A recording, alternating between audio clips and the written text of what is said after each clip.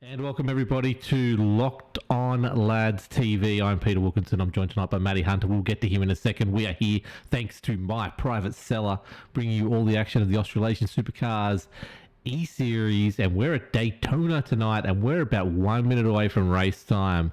It is exciting stuff. We're around 22, not very long to go in the season. My private sellers really brought a really good season to you this time. 24 rounds, and we're down to less tens of points in between first and second. It's crazy how good this season's been. Let us go down to Matty Hunter, though. Welcome along to the night, Matty. How you going, mate? Thanks for having me. I thought I sort of heard you didn't want to hear you by yourself on your lonesome, so I thought I'd just jump in if I had the opportunity, come in and help you call a race. It should be a nice, pretty straightforward one for me to call with oval background, being on Daytona and the V8 supercars. Mate, it's turn left, and then turn left again, and then turn left again. You'll be right. You got right in it. We're turning left or right tonight. Anyway, it's all good. We'll get it. We'll sort it out. Let us go down to that timing board, and let's show you who has the pole position tonight. And let's get ready for the cars to join the grid, because that's what time we're up to right now. We have the grid as Kay Donnelly first, Gary Wellman second, Justin Witcher third. Now, I believe he's got special liveries tonight, so I can't wait to see that. I'm going through all the different data that I've been given pre-race because everyone threw everything at me at the last moment. So let's see how we go anyway. So Troy Davison's fourth on the grid. Let's see if we can bring up exactly where he is right now. Pit lane. Look at those cars looking beautiful on the grid in pit lane right now. Warwick Sharp, good to see him back in fifth. Raymond Yeager in sixth. Aaron Dillon in seventh. Greg Spencer in eighth. Greg Spencer's got a fancy livery tonight as well. We'll get to that in a moment. Adam Malone in ninth. Todd Maxfield in 10th. Christopher Finlay in 11th. Peter Matson in 12th. Stevie Hall, what a good job from him tonight. 13th. Philip Howe as well. 14th. Evan Horswell in 15th. Noddy Tompkins doing a very good job up there in 16th. Peter Pollard, good to see that name floating around. 17th. Will Jesberg in 18th. Che Malau in 19th. Jason Wolf in 20th. Look at these names. What a field we've got tonight. Christopher Tomlin in 21st. Michael Ladder in 22nd. Shannon Blackburn in 23rd. Kobe Jordan in 24th. Nigel Patton in 25th. Stevie Hoppert in 26th. Peter Gretton in 27th. Michael Berger in 28th. Tony Roffey, it's another Roffey in 29th. Dwayne Priest in 30th. Maddie Payton in 31st. Peter Jones in 32nd. Good to see him back. Jamie Nankervis in 33rd. Timmy Blundell in 34th. Tristan Cock in 35th. Craig Roffey all the way down next to Kim Roffey in 36th and 37th. Ruben Phelps in 38th. Nicholas Walsh in 39th. And Brendan Cusack in 40th. There we go. That is your field tonight. That is how they line up. Let's go have a look at Greg Spencer. Let's have a see if we can get some kind of a camera on him. Look at that beautiful My Private Seller. Thank you to bringing the series to us each and every week. The major sponsor, along with Witcher Electrical, the Edge Setup Shop, United Electrical Solutions, and Locked On Lads TV is one of the ones as well that brings them to you as well. So we are ready to go around on a pacing lap. Look at that beautiful My Private Seller car flying around. Matty, you're a Daytona expert. I've got you in tonight because of your skills around Daytona. What do you expect to see tonight? Well, I think I expect to see big runs with these cars. The draft on them, you can sort of get a big run from further back than what you can do with sort of like the cup cars. But also, you're going to need to fuel save as well. So if you're the car leading your line, you're going to be using more fuel than everybody else. So I think, we'll be seeing a lot of sort of fuel saving and cars maybe half throttle, maybe third throttle behind, sort of just saving and drafting. But and I think with these cars, they're fairly stable on the oval here, so we might even see a good, consistent free wide racing. But I think we'll definitely see a minimum of 2 lines.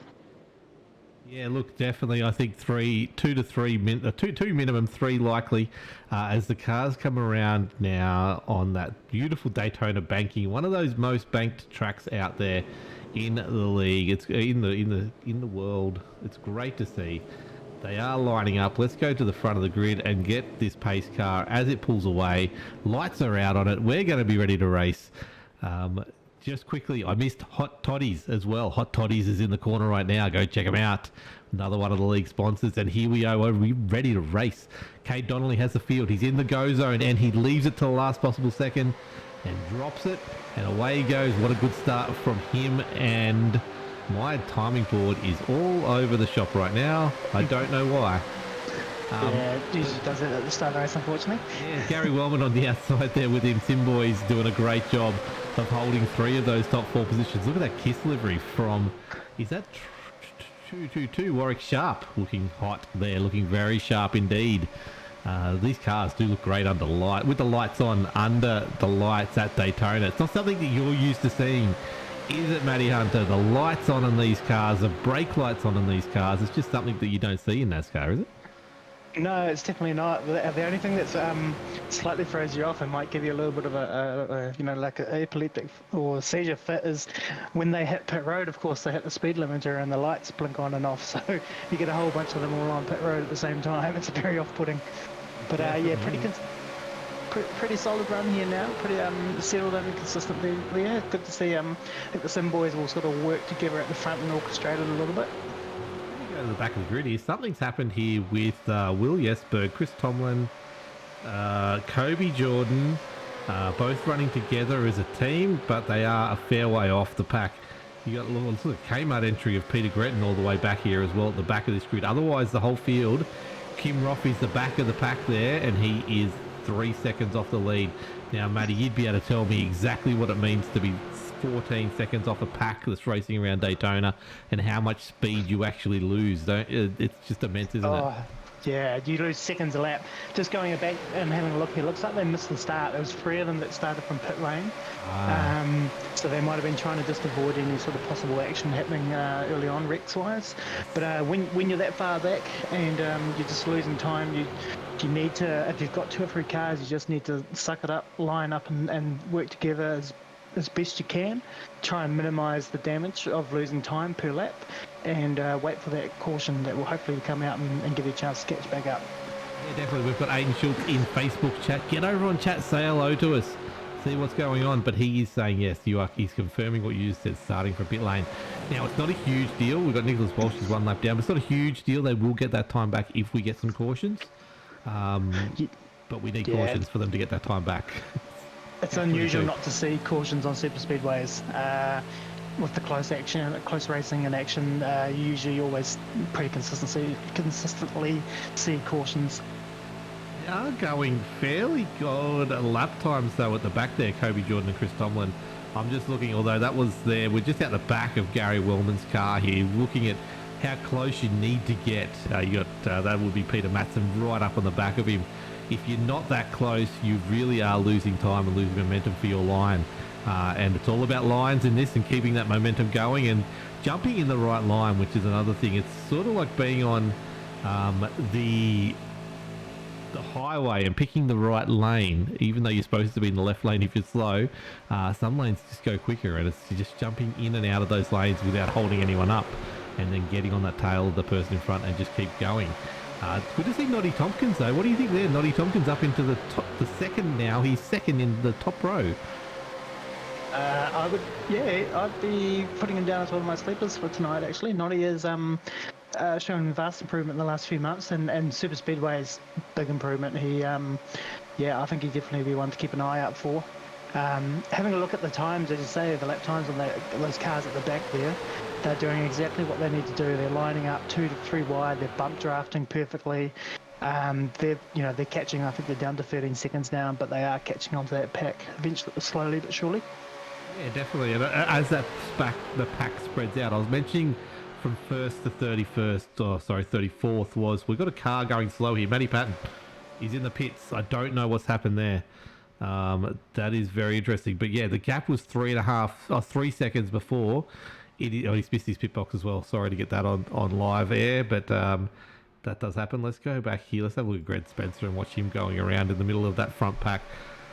But yeah, so as that pack spreads out, it gives you that more opportunity to be able to jump on the back of him So first to 31st, 33rd now is 3.5 seconds to 3.6 seconds. So that pack is Yeah. slowly stretching itself out. But yeah, 13 seconds off the lead at the moment. Will Jesberg. Keep an eye on Matty Patton there. I don't know what's happened. That's Strange. He's just coming on pit road, no contact or anything. He's just coming to pit road and parked it up and having a very lengthy pit stop. So maybe he's got some technical issues going on. yeah, definitely. That's all I can think of. But look at this My Private Seller car going around. We've got the Witcher electrical car in front of Justin Witcher. I will have to get the championship table out soon because Justin Witcher was sitting third last I checked. Troy Davison, that car that's in front right now, he's the man leading this championship.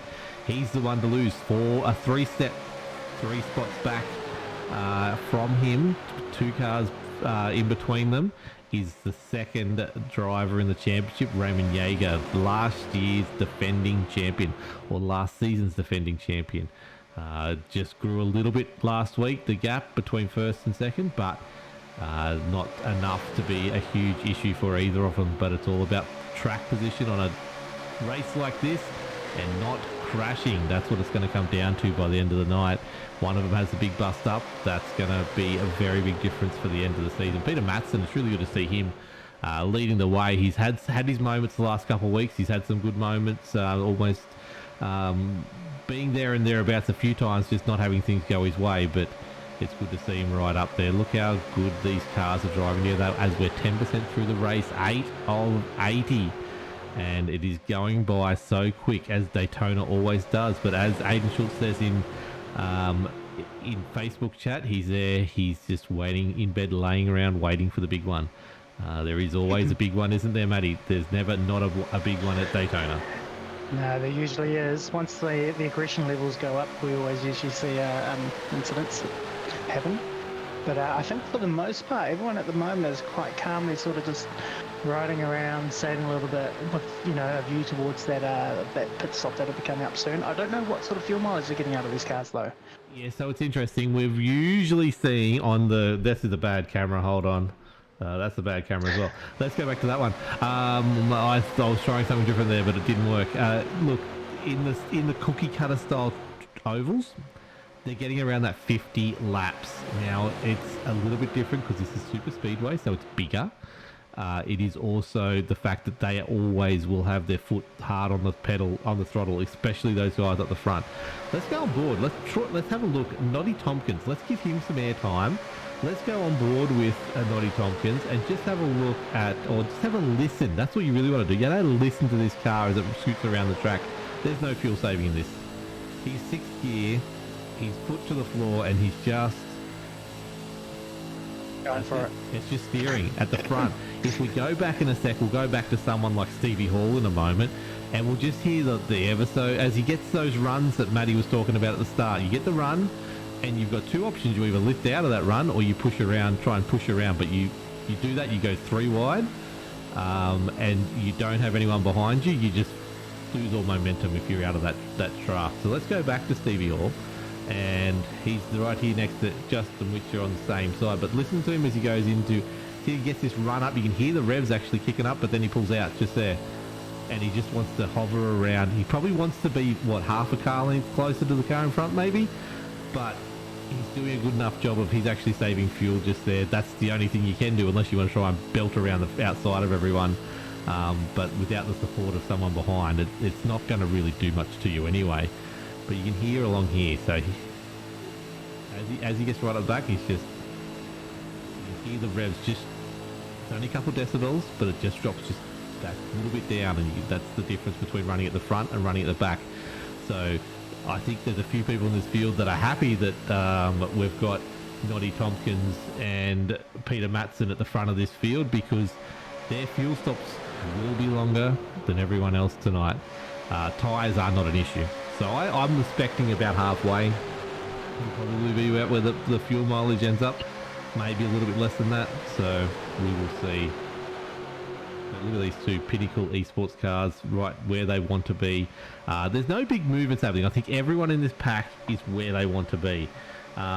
Just on Matt Payton, still in the pits. So he's obviously having some major difficulties there. He's dropped out. Though that backpack, though, let's have a look at them. Let's stick with them for a moment here as Will Jesberg and Kobe Jordan and Chris Tomlin work together. Starting in pit lane, they are now 10.6 seconds off the lead of this race. The only downside to this, I see, Maddie, is they're burning fuel to get there. Yeah, well, Will out front will be burning fuel out there. Kobe will be doing pretty good. I think he's giving him a bit of bump drafting at times on the straights, running good. So, yeah, I think they might want to try and see if they can maybe swap a car over. If I was maybe in Will's position, I would sort of maybe ask, if one of the other guys will just take over the lead a little bit of this pack and just keep working together, but allow them to save some fuel, because otherwise, good bump there. When they go to pit, Will might have to pit earlier than the others, and then that pack will get split, and they won't, they need the more cars to be able to get the draft to catch the lead pack. Yeah, definitely. Like these guys, like I said, 10.2 seconds off the lead, but that whole pack itself is now out to just about 4 seconds. So as you can see, that's a second they've gained just by the pack spreading out. You can see them up the road there. They're not far away, which is giving these guys even more reason and more motivation to get up there. Yeah. Here we go. That's what Look happens. at that. Will's pulled out. Yeah, smart move. Give Will a chance to save a bit of fuel. I can tell you from experience, when you're in that position, you're looking up ahead and you're watching that pack of cars go around the corner, and you're trying to look for your markers and go, am I gaining on them? Yep. You can visually, I can see I'm gaining on them. Every sort of corner you're looking up, you can see them. It's weird though, isn't it? It's a mental thing, because you've got a relative there which tells you whether you're gaining or losing. Exactly. But you are physically just looking for, it was that post there. I'm definitely gaining on them, even though it's clearly telling you that you are. Good old drivers. Exactly, yeah. You look at the relative and it'll tell you easily whether you're catching or not. But yeah, you're always looking out that front windscreen, looking up at those cars as they go around the bank corner up in front, and you say, am I getting closer to them? Are they pulling away? So it's very disheartening when they're pulling away, that's for sure. Oh yes, I know that feeling all too well. I want to have a look at the blimp for a second, just so we can see those packs. You can see the pack going along there on the back straight there, about to turn into 3, and then the pack behind. Clearly, it's less than half a straight now as they're coming into it. It is definitely closing down, and pretty good tactic, except for, like I said, the fuel might be an issue with them if we go green flag to the end, but it'll be a great job if they can see that here. Now they're really starting to swap the fuel around and do use the leapfrog tactic of the cyclists use. Yeah, that's all right. As the lead car pulls away, goes to the back and conserves energy. You can see the two LCR esports cars are more working together than Will at the moment. Will's spent a lot of time at the front. I think he's just got sick of it and pulled out. But yeah, let's go back up the front and have a look. We've got Michael Berta has made his way up to the front of this pack. We haven't seen up for a while. 26 positions gained. Yes, it's a very good effort. Him and Dwayne Priest just sitting back there in the nice purple coloured Sim Boys car. 25 positions as well up the pack. So they're doing a great job. Aaron Dillon slowly just hanging around that same spot just behind Dwayne Priest. Sim Boys doing a great job of putting their cars in the best position because they are trailing in the championship. But doing a great job of trying to chase down Pinnacle right now.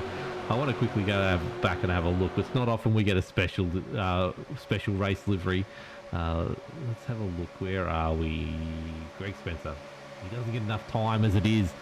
My private cell there. Look, they've supported the series the whole way through. We've got it. Look at that. I love the red, black and white. I don't know what it is, but it's just something iconic, I think. Yeah, it looks very, very good. I do like it. And then you got the Kiss car right behind it as well, looking very hot. Very, very hot. We are 17 into 80. Now, I got promised I could bring someone into chat because they didn't think it would be a problem. I'm just going to find them and see where they are. I don't think they're in... Oh, there they are. Let's see if I can do this without causing the big one. 3, 2, 1. And welcome to the booth, Justin Witcher. How are you tonight, mate? Yeah, not bad. Yourself, boys? Yeah, you good? You're just sitting there relaxing. How's your right foot? Yeah, no, it's going on and off again, so it's getting a bit numb. I didn't want to. I didn't reply to you because I didn't get a chance. But you did offer to have a bit of a chat with us tonight. If I'm going to cause the big one, tell me to put you back where you were. Yeah, nah, you're right, mate. You're all good.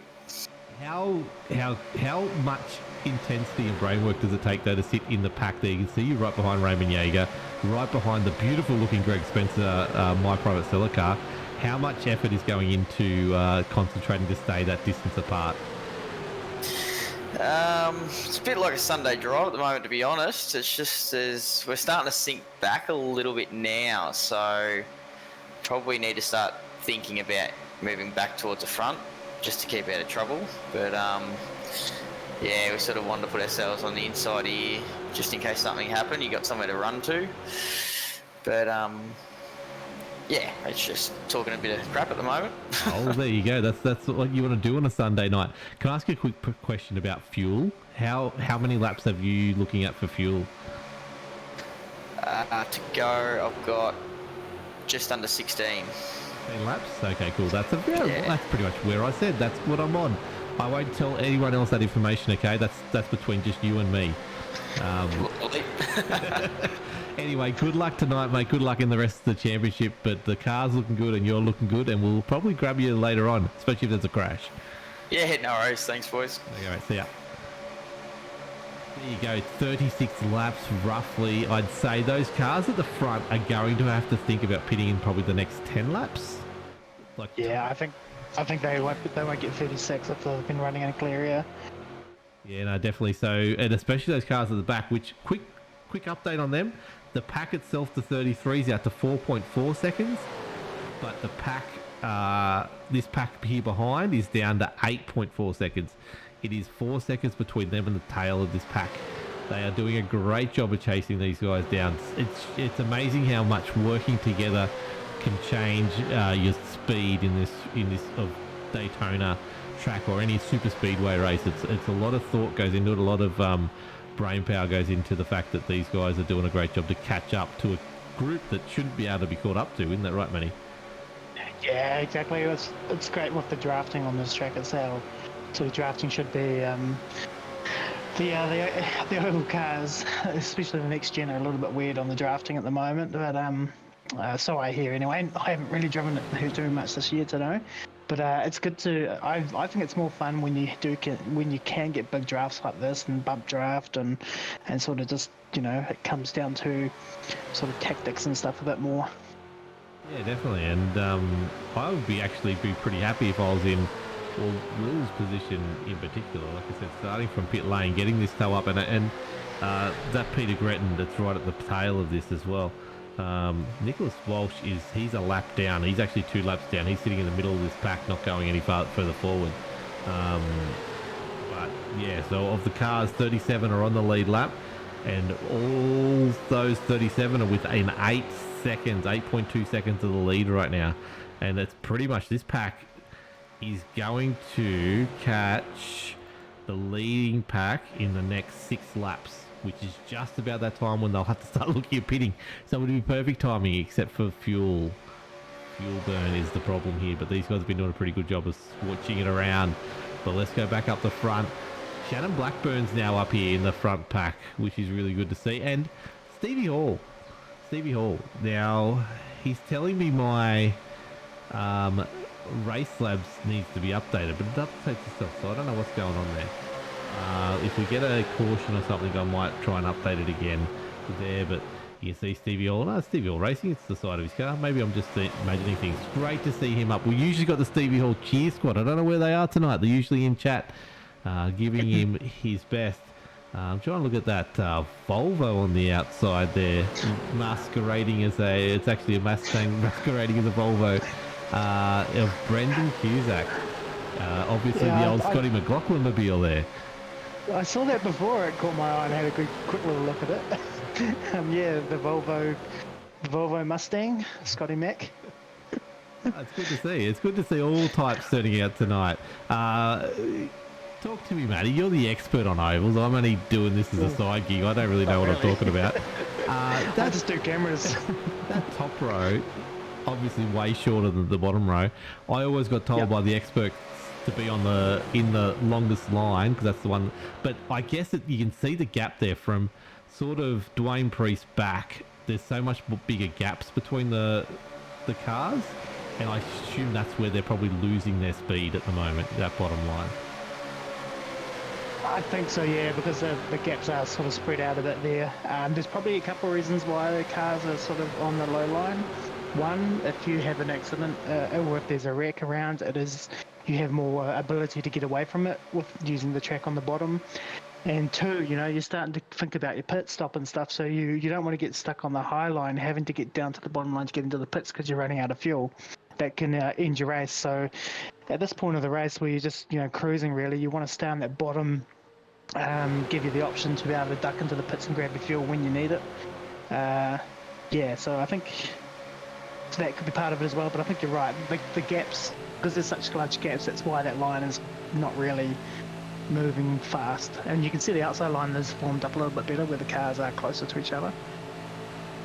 Yeah, they definitely are. Like that, the Volvo's the longest one back there, but if we just go further up front, Shannon Blackburn, and have a look from the chopper there, actually probably not the best angle. Probably that's the best angle. You can see, yeah, there's only a few in there, but they are much more tighter than that bottom row. And as you said, we talked to Justin Witch there a second ago.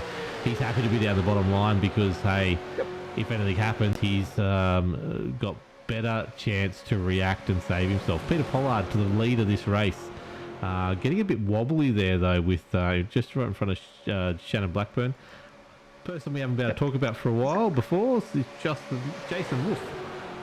Jason Wolf's almost been left out. I believe what's happening here is Brendan is just not willing to go up close enough, doesn't feel safe enough. That's how I feel. I don't feel safe enough being right up on the rear of someone. But you can see there, Jason will probably get a run if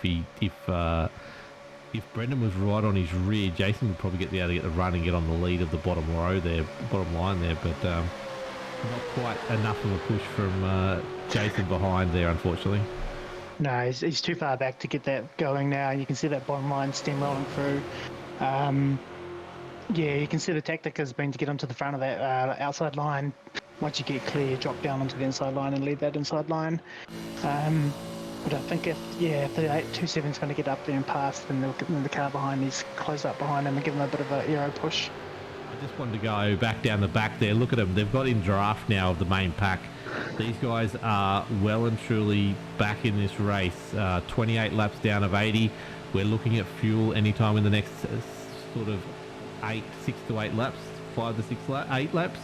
The big thing is, on this track, you do not want to fuel stop and come out on your own.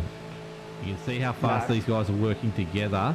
If you're on your own, you go a lap down. So if you're on your own and everyone's still out there, or you just stuff up your pit stop ever so slightly, or you, for whatever reason, you come in too early, you could lose seconds a lap by that. Your race could be over there and there. Yeah, there's so many things that can go wrong on the pits on here. Your speed, you lock up the tyres, your speed on pit road, you cop a penalty, you overshoot your pits, have to reverse back. Anything that can lose you a bit of time and you lose the cars that you're working with, because you're usually coming in as a pack. And if you lose that, draft and you're on your own, you're in trouble. But if you've got other cars around you, as we can see, you can make that up if you work well together. Yeah, that's it. We are first to 37, 7 seconds between the front and the back. No more than half a second between anyone on the track at the moment. This is great racing and solid effort from these guys. 29 laps in, not even really been any moments. Like there's a little, every now and then I've seen like you see here, Brendan Cusack's getting ready to pit. He's moving himself into that low line. I'm not getting stuck out here. So let's keep an eye on Brendan for a second because I think he's going to be coming in any moment now. But really, other than that, there's been no really close moments. There's a few cars drift up from the bottom line and there's a high line car there, but it's never really been a thing. These cars are so ready to pit. Look at them.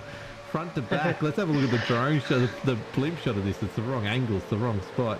But these guys are nose to tail, except for those three, for miles.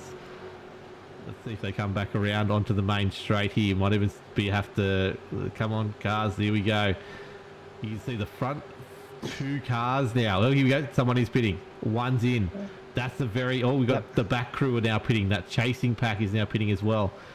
So it was Brendan. Brendan was very quick. I told you he was the one who was going to do it.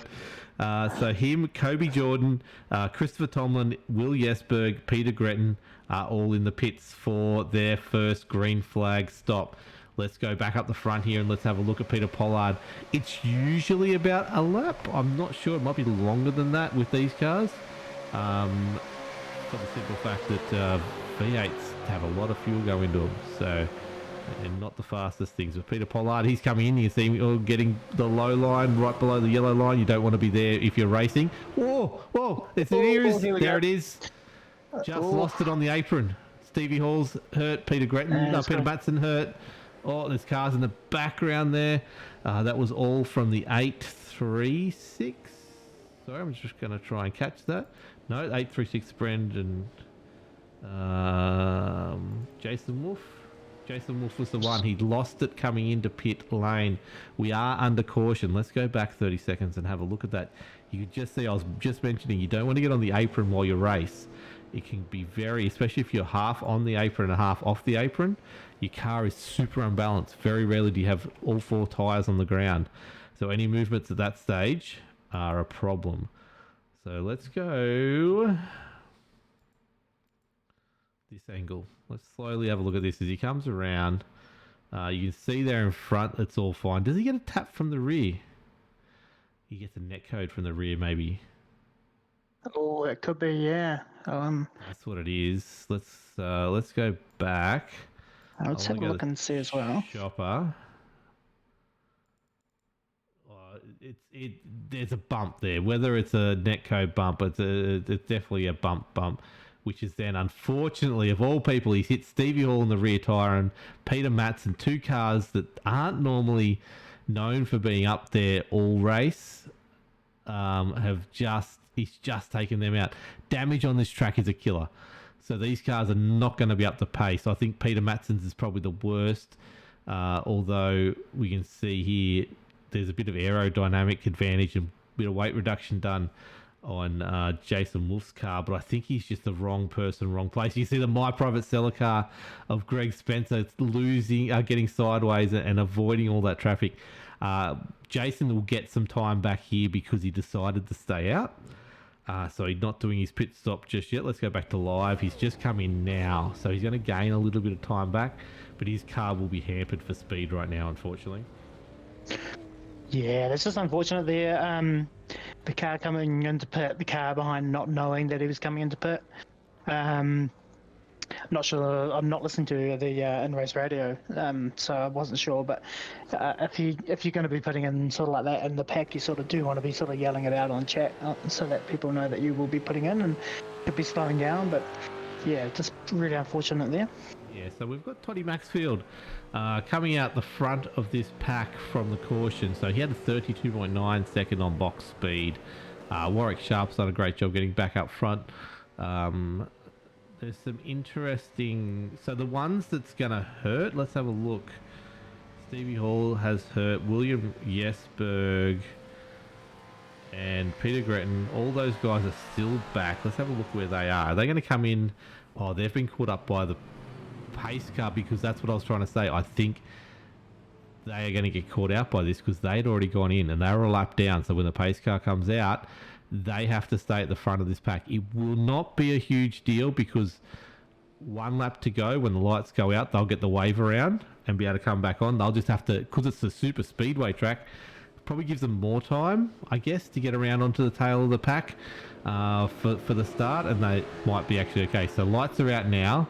They are now getting the wave around, so the leader will be Toddy Maxfield that they'll bring up, but because we'll go for about a minute and a half under safety car for this last lap, that'll give them a minute and a half to catch the back of the field, so they should be right out of that. Stevie Hall obviously still in pits getting damage. Nicholas Walsh is 2 laps down from the start. Brendan Cusack, I don't know what's happened here. Brendan is still in pit lane. We were talking about how good he was going, and he pitted early. Maybe there was a reason there. He had to actually get out of the race, unfortunately, and that's why he was pitting so desperately a lap earlier than everyone else. But other than that, Jason Wolf got back out. His car with his aerodynamic advantage at the moment, no tail wing, so he can go faster. He's just coming down the inside here, trying to find his position in the race as we get ready to go green in a moment. Other than that, everyone else seems to have gotten on the back of the pack. Peter Matson and Stevie Hall, unfortunately, are the two losers out of that big time because they are out of this race, unfortunately. Yeah, there's a number of cars at the back where obviously iRacing is calling and putting people into different positions and stuff, but yeah, they're still sort of sorting themselves out around the back. I'm not sure if they're going to be able to catch up on time. Yeah, lights out. We are on that home straight. Let's have a look here. These guys are getting around now. They will have momentum up by the time they get there. Christopher Tomlin he's in a real bad situation at the moment. He's just by himself. And that was a very slow restart from Toddy Maxfield. I hope he's not going to get penalised for holding them too long there. He seemed to be going slow after the restart zone, but we'll see. He has taken the group, and the 222 of Warwick Sharp on the outside has actually got a good run, and is leading this race just momentarily. Turn one. Oh, yeah, we've got another big wreck in turn one. Here it is. And Tomlin is involved in that. That would be them catching up to the group in front, I assume. No, he's collected somebody that was spun. So okay, so this is them catching up. Let's have a look and see what's happened here. So they're catching up to the crew. They've got all the momentum. Who do they hit? You see, the two cars tangled up in front of them, and then they come down, and unfortunately, so there it is, right there. The 805 is in trouble. 805 is Peter Pollard already. So let's go back and find out why he's in trouble. Ruben Phelps has come to blows with him. 06 of Ruben Phelps, yes. So let's go on board and have a look from Peter Pollard. What happened here? Oof. Move. Yeah. I don't know. Let's have a look for the chopper, because there's some chaos happening here. Let's go back a little bit. Let's have a look for the chopper. Peter Pollard, we've got Ruben Phelps. I want to actually have a look at where he comes from. Let's go back a bit further here. So he's got a lot of momentum. So he's in position. Comes around the back. He's got a huge start. He's coming around, and he tries to slot in behind his teammate here. And I think that balks Pollard. Yeah, and the 805 looked like he lost control. Yeah, there was. Is there a touch on the nose or not? There's not, is there? There's a gap there. Whether it's the dirty air, I've been playing around with I think the 06 chopping down, and then the 805's gone up, and maybe just aero issue, and then the 805's just lost it a little bit and couldn't regather it. Yeah. Let's have a look. I'm interested to see here in slow motion of his wheel work. So let's go to the driver. So the gyro, can that see the wheel? It sort of does. Let's go slow-mo of this. So this is on board with Ruben Phelps. We want to be actually on board with Peter Pollard, right? So you see that turn up, and then there's a hard turn down. So he's going along fine here. I don't know if he's just been... The 06 just cuts right down in front of him. I don't know if that's put him off or lost aero on the front. But you see there, boom, there. He's lost it there. And he's definitely doing some wheel work. Oh, that's yeah. Yeah. There's a little like a turn right a couple times in that little moment. Yeah. Where it's either neck code has tapped him on, but you would have gone the other way if it was a neck code. It just seems to be maybe an aero wash. It does. It looks like when he came up, he just lost it a little bit. The back was trying to come around, and you saw him try to catch it with the steering wheel, and it was just enough to lose it. And I don't know enough about these cars, whether that's maybe just took the air off the nose and got him loose. But either way, it's that car's looking pretty second-hand now. Yeah, we're saying Aiden Schultz is just saying intentional. I don't know if I'd go that far. Nah. But there's a weirdness about that. I'm not 100% willing to say it's a very aggressive move from Ruben Phelps, but as far as I can see, it's all above board. But you see there, even before Ruben comes down, like Peter's heading up. Yeah, I don't know. Let the Stewarts have a look at it and see what they think. We just call it like we see it. Unless there's marbles he's like got into, but I wouldn't think so. Nah, I don't. It's very unusual. But... Oh, that's a bad hit at the end there. That was the end result. Christopher Tomlin, he's out of this race as well. Although so I was actually... No, he's not circling. Yeah, I was watching Tomlin because I was just looking to see if they were going to catch up, and they were actually going to catch up on the back because they were at full speed. And they, as they came around to that turn one, they were catching up onto the back of the pack, and they were going to be okay. But then that's when I saw it happening up in front. I was like, uh-oh. It was a really good start. It was actually an interesting start. Toddy hasn't got penalised for it. That's fine. It was just he went late, and I didn't know whether there was a rule against that or not, because I've seen some restart infringements happen, but Warwick Sharp seemed to get the better of him at the start, which is interesting. You don't usually see that in speedway racing, but you see the lights are out. We were looking at that long enough. The lights are now out.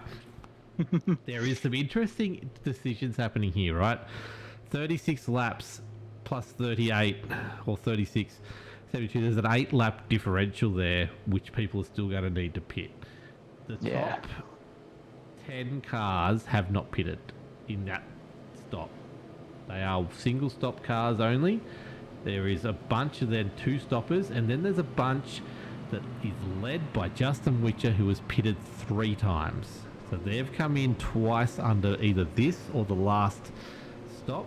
So they're going to have to A, put less in, or B, they've got that window even less. If we get another caution at some stage, I don't think they've got to stop, is where I'm going to go, especially the amount of top fuel they're saving right now. If we were on board with Justin Witcher, you would see he'd be clutching it around this thing right now. But it's going to be interesting strategy to play out. Just out of that, Justin Witcher, Raymond Yeager, Christopher Finlay, Troy Davison. That's the interesting one. Although Troy Davison's moving up the field right now, what's going on here? He's only stopped twice, but we have a restart. We have Toddy taking the field around for the first time yet again. Aaron Dillon there, Warwick Sharp on the outside, Cade Donnelly in there. The Sharp sponsored car of Chain Malau is in their top high line, second person back. You can see again, there's a little bit of network issues. I hope it's not on my end, but there's cars blinking in and out. Adam Malone jumps up into the top row. No, that is Peter Jones, I think. You're blinking in and out pretty hard there, which is the last thing you want to see on a speedway race. that top line got a massive run then, and that allowed the 222 to drop down in front. Yes, Warwick Sharp now has the control of the race, and you see there, Chamalau's really been left out in the lurch here, but not for long. Dwayne Priest has got a run now. He's caught right up to him, and he's got a Roffey behind him, and that is Kim Roffey. Craig Roffey is there at the moment. He's somewhere further down the back there. My brain is not finding him. There he is in 16th, just behind Tony Roffey. Let's have a look at Tony's car. There it is. Look at that. Another middle split racing car. Looking quite nice with the red on it. Very good way to distinguish which is which. Don't forget, these are 3 car teams in this league. So middle split racing doing a good job. They're in the battle with, you can just see up top there, one of the cars was involved in that caution slightly. Momentum Racing is with Ruben Phelps, Jamie Nankervis and Tristan Koch. You can see the last of that group just up above there at the moment. Phelps obviously had a bit of an issue there, so he won't be out there. My timing can't even find him on the board. But what is going on here? Warwick Sharp is vanishing from existence right now. I don't know what's happened there, but Warwick Sharp has pulled himself right to the back of the pack. Maybe he's got his point, and he did a point for leading a lap, and he's just pulled out, and he's come back, and he's just got a toe on the back there, but he's definitely didn't want to be up front. Justin Witch is doing a great job with Raymond Yeager there, although, wow, we caught that live. That was Christopher Finlay doing everything he can to not crash that car. while at the same time doing everything again to crash the car. That's what happens when you get a run on people, I think, and you just make a late split-second decision to jump out of that line. Now Warwick Sharp's doing the bolt to come back up the front of the pack. He's just trying to make the drop back. I saw him blinking in and out before on the stream, so I think maybe he might have just got the word that his network connection wasn't stable, so he might have just got out of it and dropped to the back of the pack just wisely. And it might be a bit more stable now, so he's decided he's going to charge back up. Yeah, it's interesting, but we see here now Kim Roffey at the front. Oh no, Adam Malone there. I didn't see him there. He wasn't on my timing board for a second there, so that's not good for him. Nicholas Walsh, just an update on the back of the packs. Nicholas Walsh, Stevie Hoppets, Shannon Blackburn, Jason Wolf, Stephen Hall, Peter Pollard, Christopher Tomlin, Peter Matson, Brendan Cusack, and Matt Patton are the cars that aren't on the lead lap right now. Minimum of 2 laps down, all of those cars. So unfortunately, the race currently is down to 29 cars. That could change with as many cautions as we've had so far. Really, 2 in 43 laps is not too bad. But, yeah, it's interesting. From here is the point where if you are fuel saving like Witcher was, and you are doing a good job of that, you could possibly get home. So it's either what you'll see now is the next time we get a caution is everyone will come in and top up, or those that think they can possibly get there. And Justin, which is one of those ones who runs it to the edge. We saw it last week. Final turn, starts coughing, lost in the race. He will, he may just gamble to stay out, get that track position. But the problem is, as we found out last week, if you've got track position, you're at the front of the pack, you're using more fuel. So I would think we'll see if there's a caution here. Everyone will come in, top it up and go. Otherwise, at some stage, people are going to have to decide when they're going to make that pit. Now, Maddie, you're an expert engineer and tactician.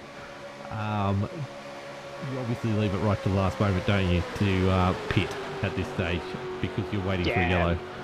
You're hoping for a caution. You don't want to see other drivers have a bad night or have an incident and ruin the race. But also on the same show, you also you want a caution so that you can put under caution and not have to worry about green flag stops. So you're going to run as long as you can, hoping that someone else has caution. Yeah, let's get back on the chopper here. Sorry, we've just seen a very aggressive move from Drushenkock to get a little bit of paint on the wall there. You can see it. Ooh. That would have, because you can see it in my screen anyway. There is, there we go. Adam Malone. Drushenkock, unfortunately, the worst taken out of that. Adam Malone, wasn't watching it too carefully on what happened there, but he's stuck in the middle of the track there. Let's go back and find out what happened there. As we were watching Tristan get all kinds of out of whack, and he got the damage, but then he got hit. Let's have a look here. So, yeah, you can see the bottom. He just got on the apron there. That's fine. That's fine.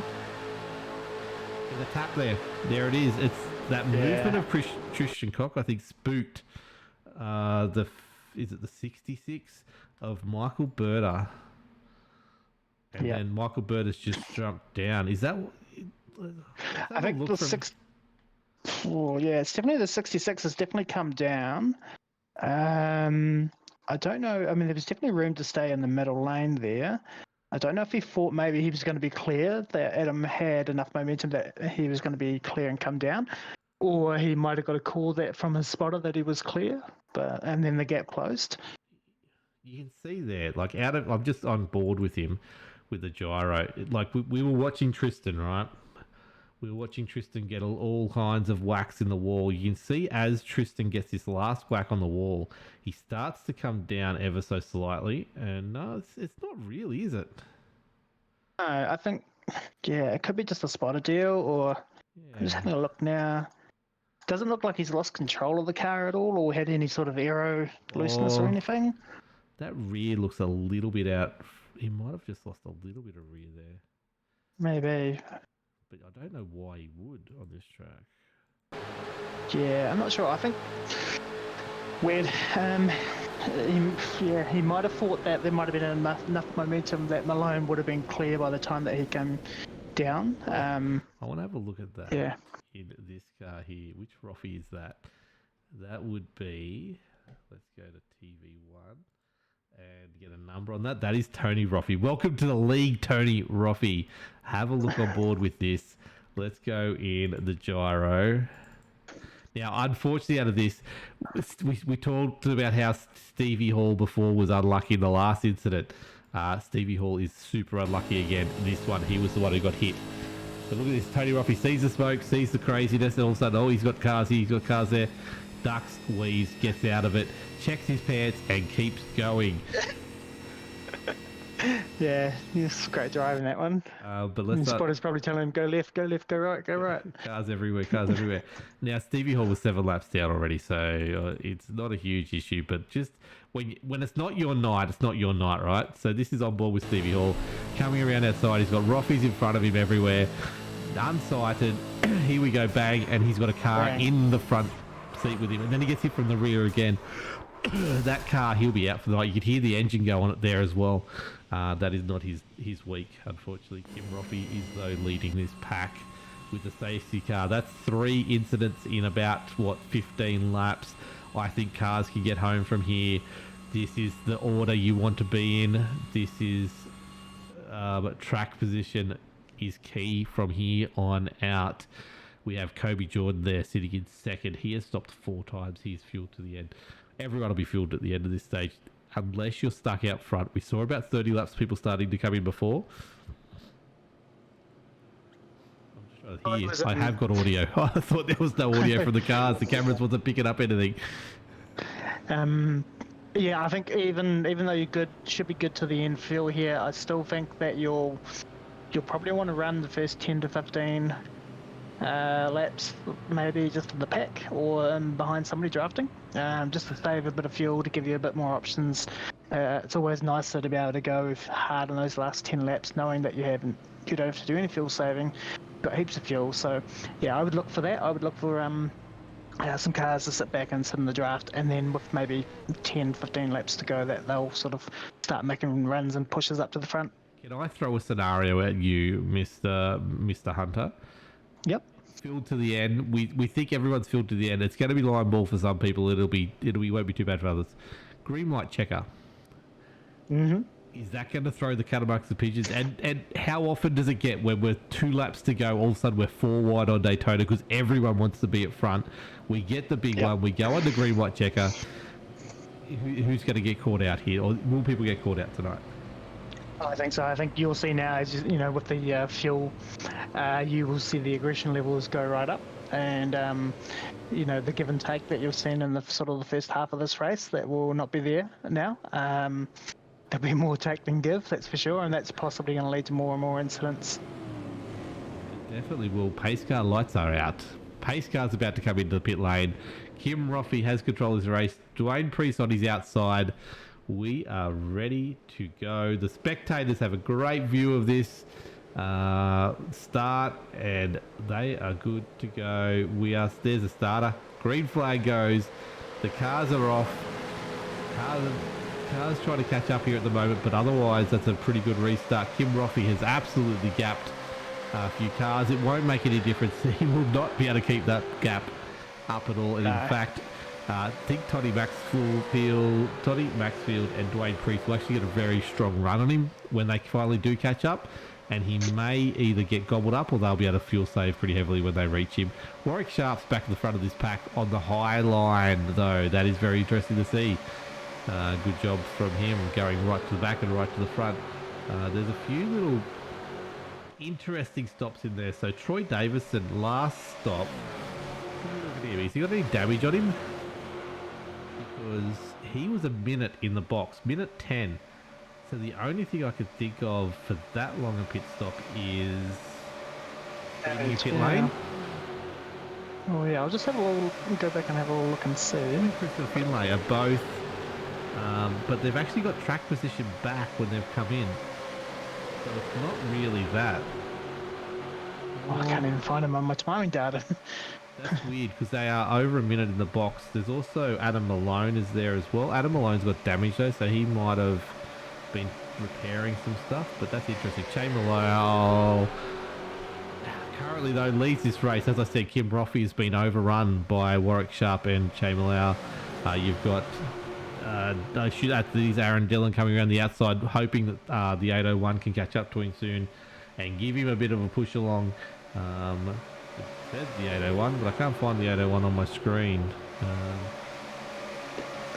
Yeah, I'm having a bit of trouble finding drivers as well. I'm not sure what's going on. So I'm trying to work out who that is coming around the outside. He's in second. That'd be White because he would be a lap down. He would be right down the bottom. That's Shannon Blackburn. That's why he's not at the lead at the top of my timing board. It is all good. We know what we're doing sometimes here. Well, let's go shout out those sponsors. My Private Seller. Let's go. We can do it this week. We can go. Let's have a look at My Private Seller. Thank you for bringing us this series. Doing a great job. Love your work. If you want a seller, go check them out. They do some great stuff. Especially if you've got that money, go spend it. Go do something like that. Something unique in your house. It's really good to see. Also, Witcher Electrics, United Electrical Solutions, The Edge Setup Shop, and we can go straight to this man. Let's go here. Toddy Maxfield, Hot Toddies himself. Go check out Hot Toddies whenever you can. Just go click on their website. All these people that help support this series and help bring it to you each and every week, because as we talked to Raymond Yeager after the race last week, it's really hard to bring races like this to you each and every week. It's expensive, and without these people doing this work that they do, it is really, really hard to do it, and it's such a successful and a high level. So unfortunately my experience, I cost a fortune, so thank you to all those people. But the easiest way to help them out is go share some Facebook posts, go just click on their stuff, because clicks and stuff helps with algorithms, helps with everything, can get them maybe in front of the person who's going to buy the next thing that they need them to buy. So if you can do that, help out any of these people that we keep on shouting out, they're in that bottom corner flicking through. Definitely go do that. Just go check out the My Private Seller website for us. Just once when you're free, just go do that. And yeah, look, it's even you don't have to buy to the sport, just a little click supports. But you can see here the top line, Matty, led by one Noddy Tompkins. He's back in it. He is indeed, and as now I did find out what happened to Donnelly. So on the lap 31 caution, it happened in front of him, and he had to get on the brakes hard because the car in front of him slowed down a lot. Yes. But he got on the brakes a little bit too hard, and that sort of locked him up, and it fired him into the outside wall. So he's actually got right side damage, and especially on that right front. So he would have been stationary for that minute to get as much of that damage repaired as he could. Interesting. That was Troy Davison. Yeah, that's right. Okay, cool. That's interesting. That's a championship leader. So it is interesting to see if he's got damage. He's doing a really good job though. Championship leader. The person in front of the person who's behind him in the championship is Raymond Yeager. You can see him not too far up ahead. They have been there and thereabouts all race. He's just making sure he does exactly what he needs to do to be around him. He will be worried a little bit right now, especially if he's got enough damage that's actually going to cause him pace problems. But otherwise, yeah, there's a pretty good battle on here. So let's have a quick look. Well, I can't show you because I'm not that talented right yet. Once Matty Hunter does some work for me, I'll show you the championship table. That's nice and easy, but I can't right now because I'm not very good. But it is, my eyes, 18 points between Troy Davison and Raymond Yeager. Justin Witcher is then a further 34 points back. In third, Craig Roffey's in fourth, Carly Donnelly's in fifth, Ruben Phelps is in sixth, Adam Malone seventh, Toddy Maxfield in eighth, Gary Wellman in ninth, and Aidan Schultz, who's in our chat tonight, is in 10th, followed by Jamie Nankervis. So I think he'll probably jump him very soon. But that is a great job from Troy Davison.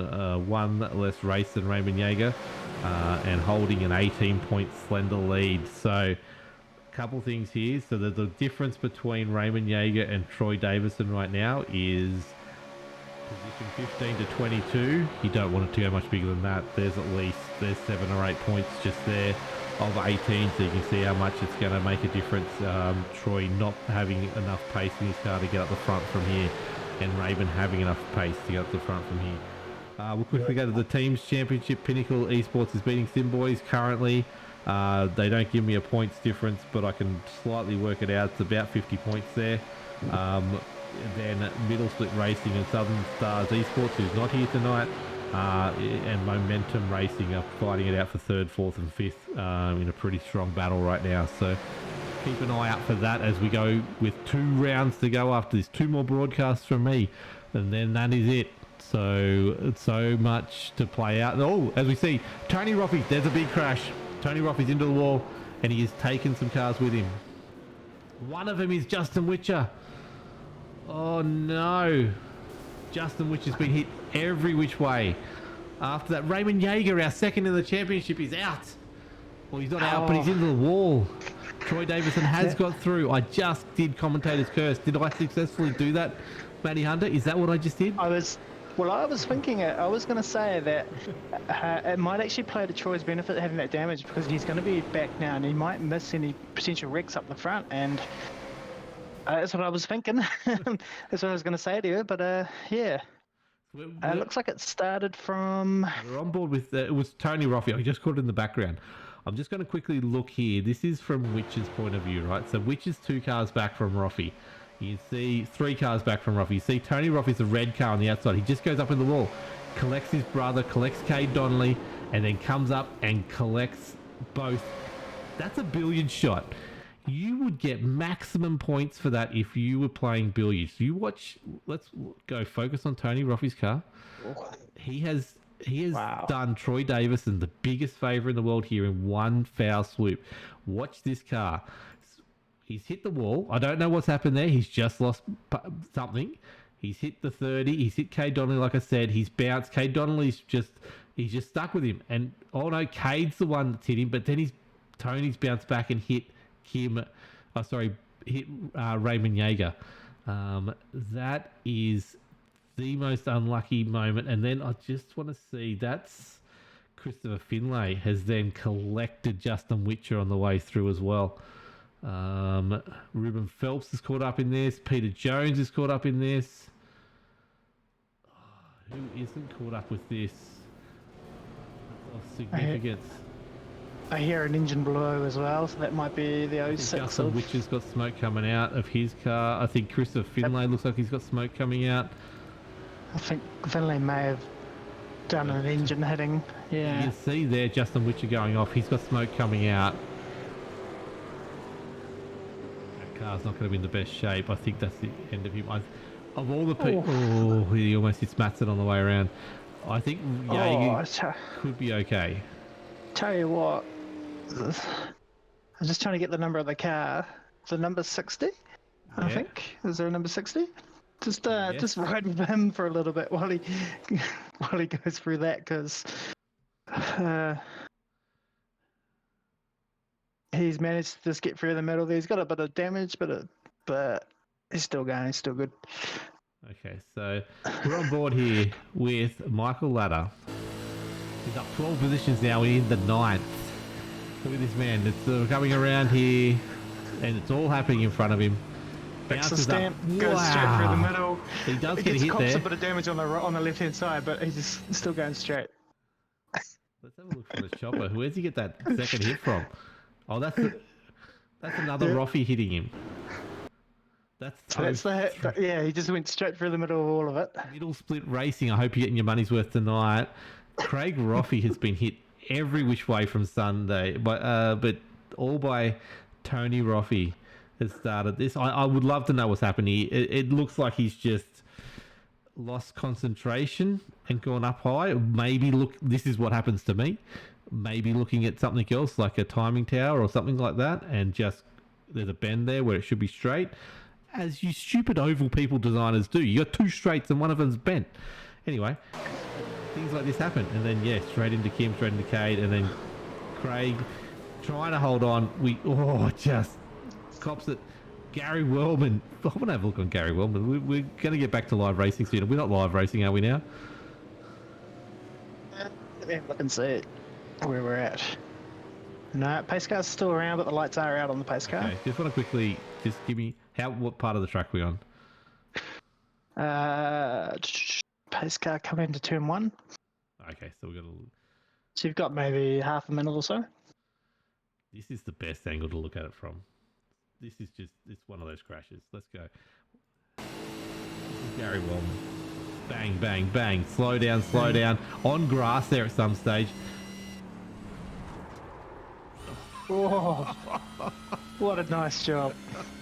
That is, he was on grass there at one stage, and he still avoided everything. What a job! Let's go to live as Gary Wellman makes his way to the front of this to his spotted position. Lights are out. We are somewhere on the track. It looks like we're on the back straight right now. Let's go to the back straight camera and just confirm that. Yes, right. Look at these cars in turn 3, 4, 3 entry here. Have we got a digger for? Gary Wellman's like, accident? Wreck? What wreck? Wow. That's an effort. As they come around 3, 4 here, pace lights are out in this car. And we are going to be racing 60 down, 20 to go. Anything can happen from here on out. Cars are 100% fueled to the end. I think they should have a little bit extra in their tank. Now, that incident, right? I just really want to touch on this. Troy Davison, we're just talking about how in trouble he was as far as championship goes. He just had in one incident. Raymond Yeager taken out, his second. Justin Witcher, third. Craig Roffey, fourth in the championship, all taken out in one foul swoop. I think that was also Cade Donnelly is right up there in the championship as well. All taken out in one accident. He just wants to finish now. Yes, I'm Troy Davison. I just want to finish with a nice solid finish and walk away with as many points as I sort of safely can, and look and go move on to next week. So in defence to those cars I just mentioned, Raymond Yeager doesn't have the pace here. It's obvious he's going to fall off the back here, but he's in 22nd right now. Ruben Phelps is in 6th. He's had damage tonight, but he's trying to hold on. Cade Donnelly's lapping. He's going to be okay. Craig Roffey seems to be okay as long as he can hold on to that pack. Then there's Troy Davison. So they're all sitting there and thereabouts around Troy Davison. I think he'd take a 20th position tonight if none of the other players ahead of him are any further up the grid. He will take 20th out of Daytona, one of those tracks that always throws up two things: craziness and a new winner, or a non-expected winner. And I think it's going to be the same tonight here, as we see Jamie Nankervis, a driver who you would know very well, but in this league promises so much, but not quite been able to get across the line. Look at this though, behind him, My Private Seller, they're on board. Look at them. You've got Nigel Patton and Greg Spencer shining the light for the major sponsor here, and they're nose to tail, second and third in the high line. But Jamie Nankervis, give me a wrap up of what you think of Jamie Nankervis about, as long as it's good stuff. Jamie Nankervis definitely very solid. Good solid driver, get the car home. Possibly, I mean, I don't like to use the word luck or unlucky, lucky or unlucky, because you make your own luck, or unlucky. You put yourself into these situations. But he definitely has the skill and potential and on oval racing, and I think he's a good shot of winning this. He is pretty strong on the super speedways. Definitely know that, and I think he's going to be pretty good. I think he might have been playing with the tactics, hanging back early in this race, look after the car a bit, and then come to the front at the end. It is something we've seen from him almost week in, week out. Him, Ruben Phelps and Tristan Cock always sit to the back of the pack and just work their way up when they feel they need to. Now, I did a very bad job of introducing Matty Hunter before. He's one of the men behind Ann's car, who is another series that I've proudly and luckily been able to broadcast for in my time. Unfortunately not doing it now, but Jamie Nankervis, that's where I first came across Jamie. Ann's car is where I first came across Jamie, and he's been over there for a fair while. He has, a number of years now he's been there. I'm just keeping an eye on those, so while we're talking, I'm just keeping an eye on those My Private Seller cars of Patton and Spencer. They are lined up on that outside line. Not pushing too hard at the moment, but I would expect them to sort of do a bit of a push and see if they can get up there and drop down. Yeah, look, that's where you want to be. You don't want to be on the high line. There's a couple of things that happen here. So I want to go on board. Let's go on board with Jamie, right? I've shown this a few weeks, but let's go right on board with Jamie. Turning in is one of the most important things. Having markers to turn in at the right point is really important in oval racing and any racing in particular. You don't want to miss it. But have a look at what you can see from. Well, this is from the centre. This is from the gyro. I don't think I've got a good roll bar. Might be okay. No, I don't want to show you. I want to show you from the driver. That's a weird angle. I don't like its out of ratio. Yeah. You really can't see much. You're really reacting and going on muscle memory. You can't use your normal turning markers, can you? No, so especially when you're pushing hard and you're right up behind the bumper of the car in front of you, you can't see. So what you're doing is you're relying on your indicators on the side. So I know for me, I don't know whether it's right or wrong, but I'm looking, when I'm right up behind the bumper of a car, I'm looking at the yellow line. I'm looking at the wall as well. You're basically finding your eye lines basically flicking between the left and the right, and not so much in the middle, because you're just trying to look and make sure where you are on the track and your placement, and also trying to stay in the, use your peripheral vision to stay right up behind that car in front of you. That's what I usually find works for me. And then you're sort of looking, you know where you are on the track basically, but some of the cars are really, I'm not sure what they're like with these once they get right up, like the bumper hooked up. I imagine with the big wings you won't be able to see very much at all, so you'll be really relying on that wall vision out the side. Yeah, definitely. And it's the big thing I found. I raced in the Daytona 500 this year with you guys at NSCAR, and that was the biggest thing. I did many laps solo, just getting muscle memory, you see Toddy Maxfield and Aaron Dillon. You can just see how much of a run they've got. Let's go. Some boys are lined up. Some boys. Look at them all over the place. You can see here. This is actually allowed my private seller guys, Nigel Patton and Greg Spencer, to get around in front and get down to that low line in a very good position. But that was a move.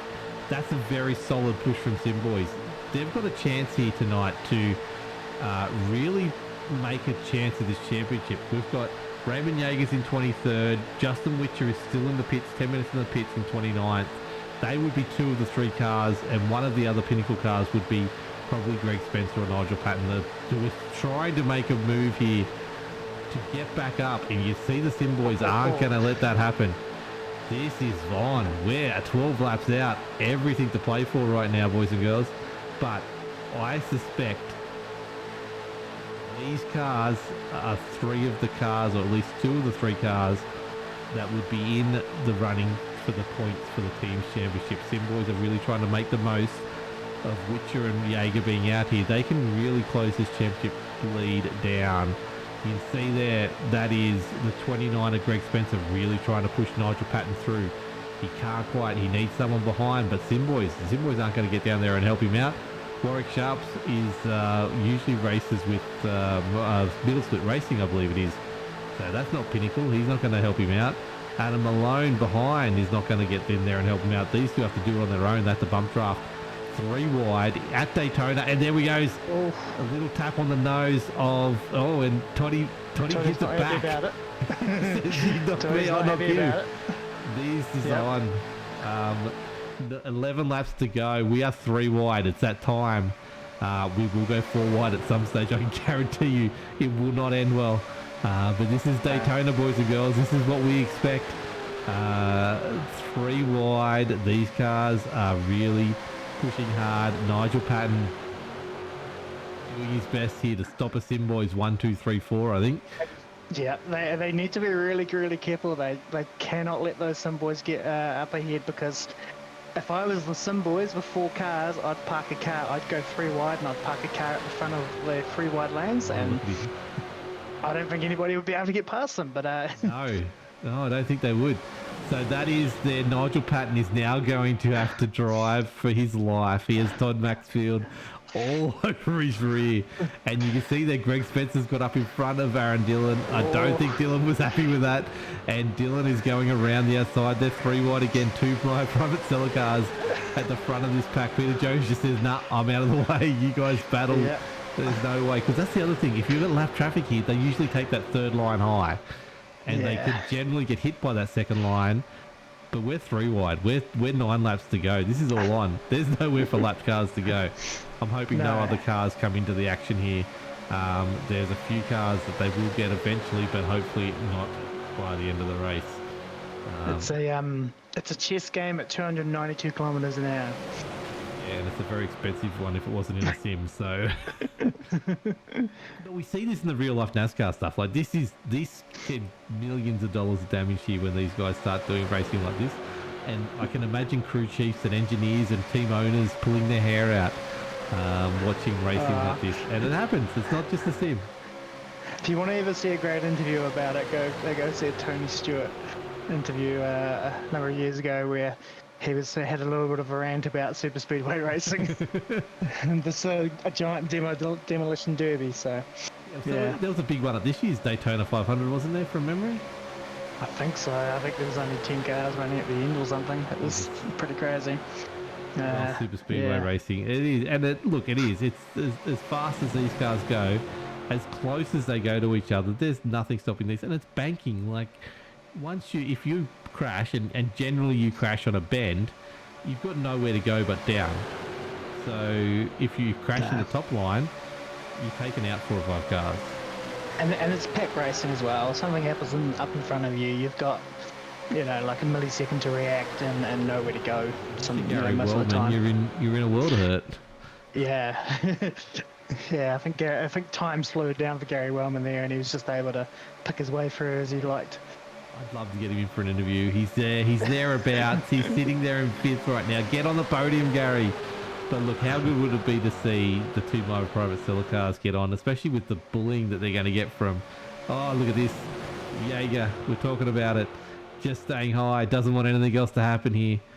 Oh, 7 laps to go. We've got lap traffic really coming into play here. He's not safe yet. There's a few cars behind that. Oh, he's in the wall. Raymond Jaeger's in the wall. Yeah. And there it is, the next big one. Yeah, I always when I'm doing camera work, I always keep an eye on I was just going to do it, and I thought I got lazy. Nothing's going to happen here. Raymond's better than that. Yeah, I think that's the problem. You're trying so hard to be out of the way of everybody that you're on marbles as well. Yeah, and it wasn't actually him. It was someone else getting balked by him, I think, more than anything. It's that 801 car. 801. Shannon Blackburn. Look. Let's go on board the chopper. He's come to, he's gone to give Raymond a lot more room than he's needed to, and he's come down. Another middle split car racing car has been hit. Yeah. That's the last one that had a clean car, and look at him. Kim Roffey is launched by Noddy Tompkins. That's Noddy. Oh no. That's Tristan Cock out of it as well. That's Troy Davison almost. Have a look at Tristan go across the front of our championship leader's car. Right here. That's how close that was. Not that it matters at this stage, but you can see Roffey and Tompkins have gone down the escape route. I want to go on board with Kim Roffey. I'm assuming it was Kim because his car looks the best. You can see them. Look at them. They're down. They're down. Oh, they're down on the road track here at this stage. Let's go on board and let's go on board with Kim Roffey. And you know what will add insult to injury is I think Kim might get away with it, but I think Noddy's going to cop a penalty for entering the pits too fast. Oh yes, because he's on the inside of the green cone there. So yeah, just to add insult to injury. Kim Roffey, you can see Raymond Jaeger on the outside there, and yeah, Shannon doesn't give too much room. Oh, and he's up. That's a drive. That's a ride. Get that in VR, and there would be something in your visor with you. Let's have a look. I want to go back and look. Very good point here. So you'll see Noddy in that yellow car will cut on the inside of the green cone, and that green cone there. That means he'll be going through pit road, and I bet he'll be at he definitely won't be at pit road speed, so he will most likely cop a penalty for incorrect entry or speeding on pit road. And hold. Or is it just a stop? Oh, I think it's only a drive through and at a pit lane stop. But you can see this is turn one's a nightmare on the road track for the best of times. But when you're on one wheel like Kim is, it's he's actually done a good job here of getting around sideways, getting on back on the track. Oh, I would have liked to have taken the turn one of the road track that well.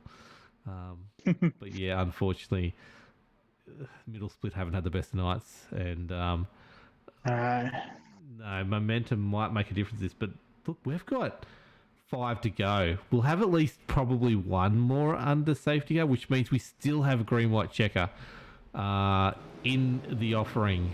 We're going to do one more lap under the pace car, and then we'll do... Sorry, with the rest of this lap, and then we've got one more lap under pace car. We've got Greg Spencer leading this race, Aaron Dillon in second, Dwayne Priest in third, Gary Woodman in fourth, Nigel Patton in fifth. That is 2 Pinnacle Esports, 3 Simboys. Toddy Maxfield is the 4th Simboys in that pack. Top 6 is made up by the one team. Adam Malone in 7th, Warwick Sharp in 8th, Jamie Nankervis in 9th, Kate Donnelly in 10th. Kate Donnelly was involved in an accident not long ago. Everyone is on the lead lap down to position 17 of 39. There are multiple cars that are out of this race and will not return. There are multiple cars in this race that probably definitely don't have the best car and as good a car as what they started with. There's very few cars that are actually looking in one piece right now. Daytona, you need your car to be at one piece to get the runs at the end, or you at least need to have it close enough to one piece. We're probably down to about 10 cars that can win this, you reckon, Manny? I think so, yeah. Usually Daytona used to come down to if you got a clean car at the end, you're in the running, and any sort of damage to the car affects the aero. I think you're right. I think the top 10 cars. I'm seeing Davidson, the championship leader, still solid in the 11th position. So we know he's got damage. So yeah, I imagine the 10 cars in front of them will be all sort of relatively clean and in with a shot. But you want to keep your eye on those Simboy cars up the front. Yeah. They're in a really good position, having 4 cars in the top 6 there. So they can, if they can work together and do it well, they should be able to get a result for one of them.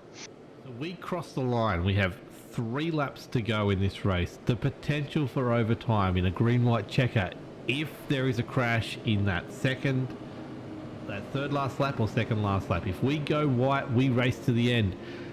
That is going to be the difference here. I have not watched a super speedway race in any kind of iRacing history where there is not a crash going into 3-4. When I say top 10 cars are probably the best ones in a chance with this, I'm an idiot, because the top 10 can all crash out and Troy Davidson can roll across this line and say that's the best race I've ever done and win this race. I've seen it way too often than not. Gee, that pace car's got good traction control. Dives in. Greg Spencer takes control of this race for the My Private Seller car, and off he goes. What a jump. Left Simboys for dead, but as we saw before, he needs to get Nigel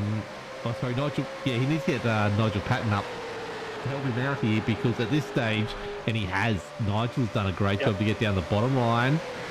We have My Private Seller. That's an interesting call. Okay. That I don't understand, but here we go. No, I wouldn't have gone with that.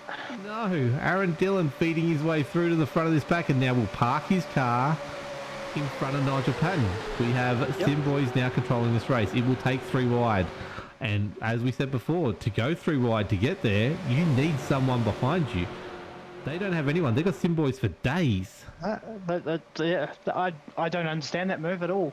I would have just gotten straight up behind my car, and you would have had 2 My Private Seller cars lined up, 2 Simboys cars lined up, and it's a case of who can do the best tandem work and come away with the win. But Boys I don't think that was the right move. Seating.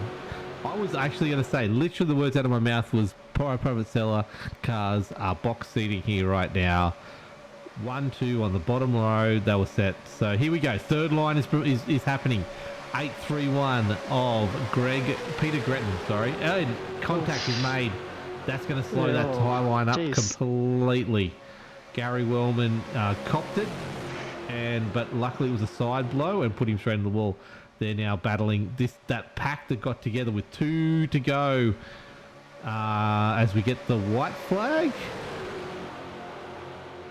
We are white flag racing. We will race to the end here. Aaron Dillon leads this race. Wayne Priest. These 2 guys can control it. There's not much that can happen here, especially with that third line breaking down completely. Toddy Maxfield is going to try and sneak down the inside there, but he's no room. He's got to get a run here. We're on the back straight. Everything's happening. Warwick Sharp's hit. There we go. This is it. Greg Spencer is now in box seat. Yep. He's got this run. He's on the turn 3. We'll go back and have a look at this at the end. But that's weird from the Sim boys. They just got loose. Greg Spencer has this. Jamie Nankervis is going to run through here, but he hasn't got enough pace here. Gary Wellman, we will get our Gary Wellman on the podium. Will it be second? Will it be third? But look at this. My private seller, Greg Spencer, takes the win. Gary Wellman second. Jamie Nankervis third. Dwayne Priest fifth. Where's my fourth place? There it is. Dwayne Priest is fourth. Peter Gretton in fifth. There is something that could happen here with maybe contact as far as incident points after the race, but other than that, that is pretty solid effort. I think what you saw there was this is the hard thing about over racing. Last lap blocking, people are going to block, and it's up to you whether you're going to take the block or whether you're just going to keep and hold your line and cause a wreck. And I think, I don't know, the Stewart's going to have a look at that one, but there might have been just a bit of blocking going on there and a bit of overlap, and that's unfortunately sent one of the cars around. Here it is. Okay, we got back. Okay, so here it is. Right now, it looks like there's going to be normal racing to the end. You got Sim Boys in front, My Private Seller behind. You've got, here we go, there's a move made by Nigel Patton. And he just gets into Aaron Dillon. That's where it's all come from.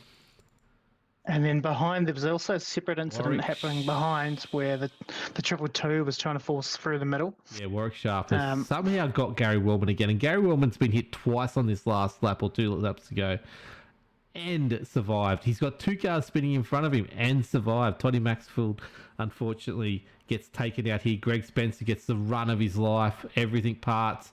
How does Gary Wellman get through this and get second? At this point in the race, in the incident, how does he do it? You can see here, Warwick Sharps gets another hit. He's going to go up. Nigel Patton's he's going to get sandwiched here. Adam Malone's got nowhere to go. Jamie Nankervis bolts down the inside. Dwayne Priest just hits a wall and gets going still.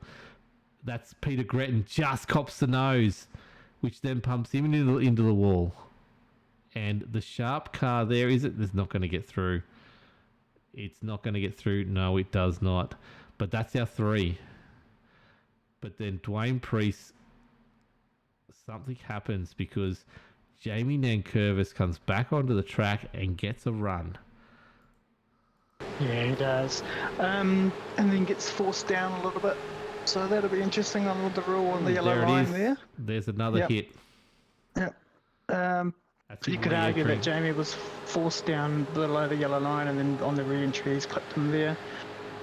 Unfortunately, just from what I can see, there's lots of blocking and moves going on there, and and that just meant that there was lots more car contact than you expect. Like there was blocking there going on for like 4th, 5th position. So, you're either going to take the block or you're just going to not take it and send the guy. I mean, you block at your own risk. Yep. If you throw a block and the guy behind you decides he's not going to have it, he's going to hold his line. Tough luck for you. Yeah. So I'll go back to that. You said there was something else happening in the background as well.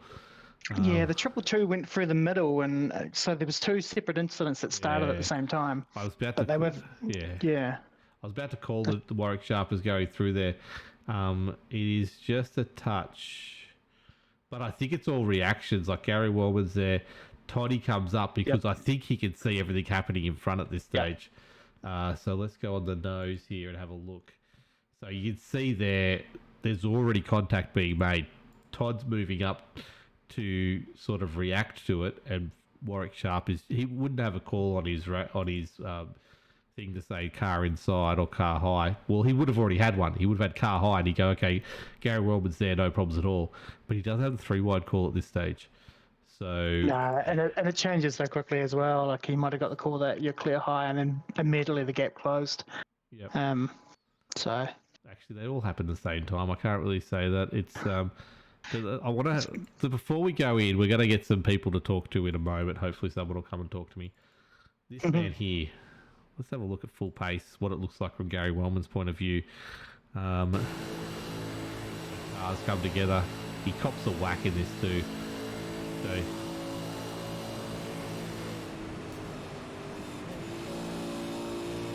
almost gets the whack up here further. So he gets the run here.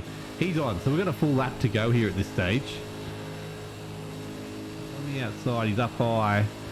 Jamie gets down low behind Jamie, which is the perfect spot. Actually, we're on the back straight there.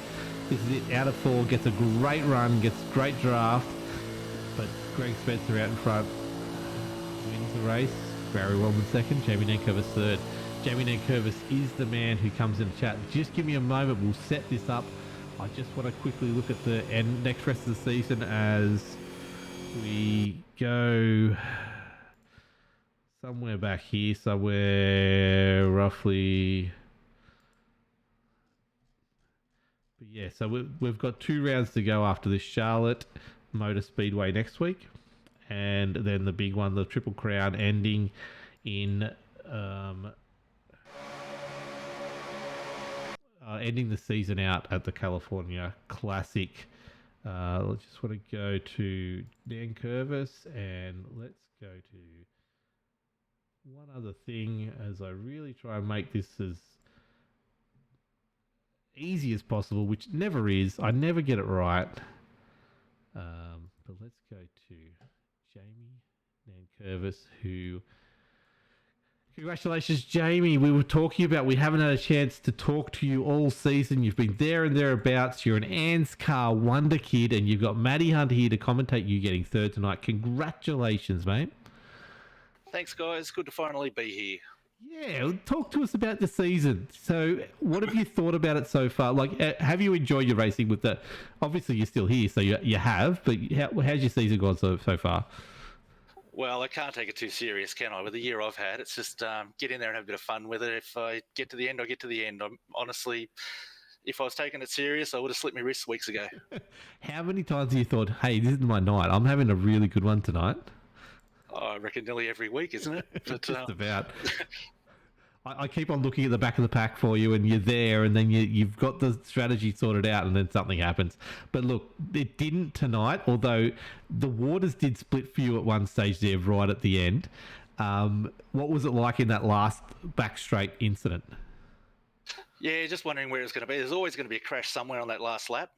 Just didn't know where. That's why I thought just wanted to sit on that bottom line, so it gave me a bit more room to get to the infield if I had to do it, and that's exactly how it turned out. So.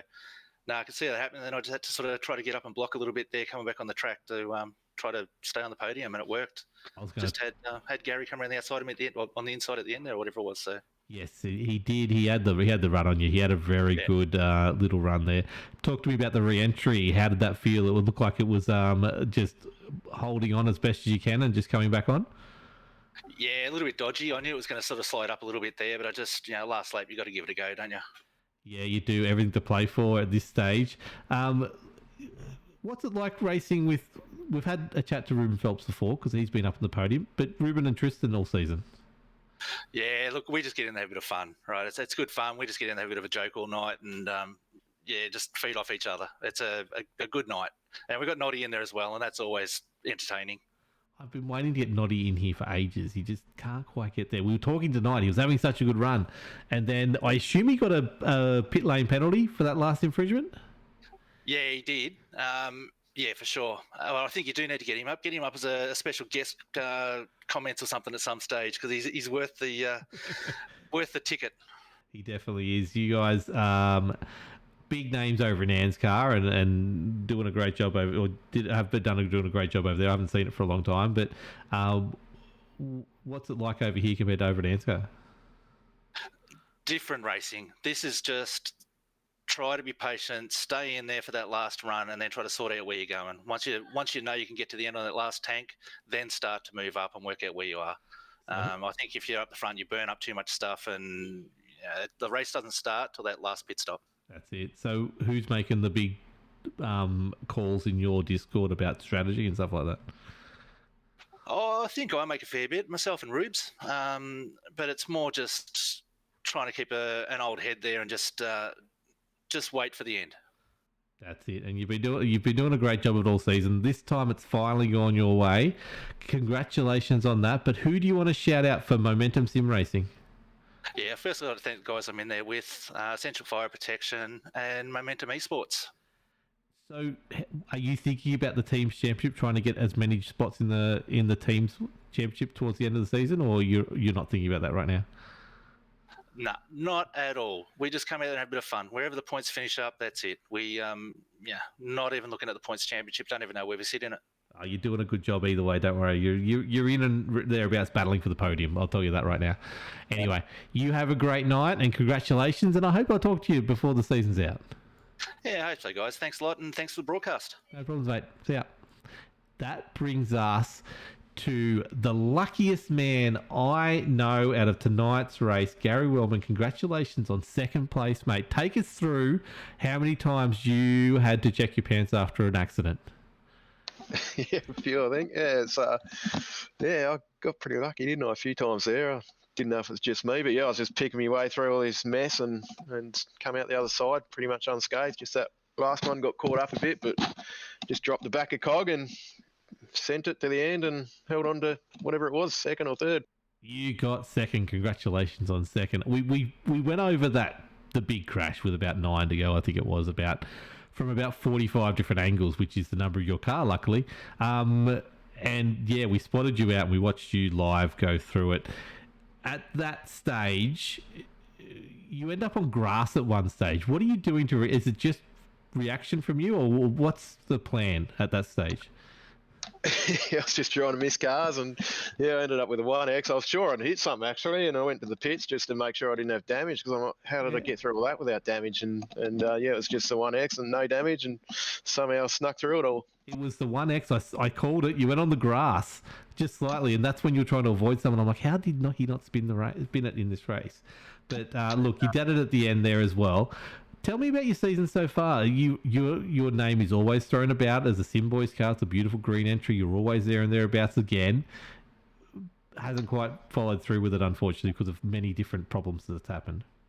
Yeah, that's it. I started off okay, and I was pretty happy, and coming off the back of, I think it was second last season, and then yeah, I don't know, I just went a couple of months and couldn't do anything right. And yeah, just ended up in the fence every race. So it's come right in the last month. So I'm sort of feeling a bit better about it again, and hopefully we can keep it going. What's it like driving with all those Sim Boys? Are you all in the same Discord? Are you yelling at each other, or what's going on there? Yeah, we get into it. It's good. Yeah, it's pretty lively chat sometimes. But yeah, it's probably a good thing it's not on the broadcast. That's it. Who's in there calling the shots? Who's the one who thinks they know everything? I think Aaron, he thinks he knows it all. But, yeah, he's usually telling everyone what to do. Can I go on a bit more deeper question? That last lap, what was it like in the Discord? You had it in the bag from what we saw. The perfect move to get the front two rows were 1 and 2, and then obviously Nigel tried to come down the inside there, and 3 cars came together, and that was the end of it. Was it obviously there was swearing going on, but what was the mood like at the end of it? That was all right. Like, we were racing up the front pretty good with Greg and Nigel there. I knew at some point it'd probably go 3 wide, and then all hell would break loose. But yeah, I think there's a bit going on there. I got hit, and a few of the boys a bit behind me got taken out. So yeah, the chat fired up pretty quick then. Yeah, that's it. I thought Dwayne might have got through there nicely, and I actually first thought it was him and Aaron were going to take you out, but somehow Dwayne kept it steady and you kept it behind him really well. So very good finish for you, mate. Congratulations on a second tonight. Who do you want to shout out? Who do you want to thank? Yeah, Hot Toddies, just as usual sponsors, United Electrical, Ferris Shifters, and you guys for the broadcast, and Australasian Supercars. And yeah, congrats on Greg for the win, and happy birthday to Greg. Oh, yeah, I'll use that. Thank you very much. Look, mate, thank you again. You've had a great season as far as I'm concerned, and yeah, hopefully we'll talk to you before the season's out. Yep, cheers, Wilco. Thanks for that, mate. That brings us to the birthday boy himself, Greg Spencer from My Private Seller. He gets a special paint job, gets a win. Happy birthday, Greg. How's the day been? Yeah, cheers, man. I've had a great day. My daughter got married yesterday, and Wow. birthday today, mate. So yeah, I've had a great weekend. It was never not going to be your race, was it? Well, maybe, yeah. Well, it's about time. It's been a while.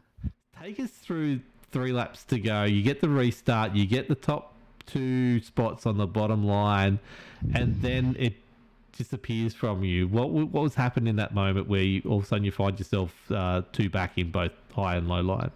Yeah, look, those last few laps were crazy because we knew the Sim boys were coming, and they're really tough boys to race. And I to be honest with you, I really wanted Nigel to be up and try and look after Nigel because he was in the team tonight.